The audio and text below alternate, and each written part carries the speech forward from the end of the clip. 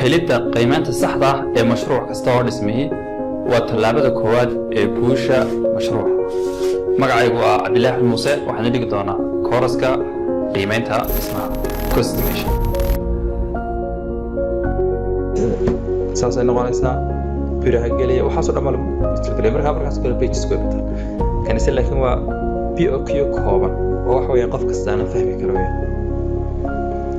dabeetana inta markaan sameeyo waxaan leeyahay waa save gareynaya markaan inaan save gareeyo.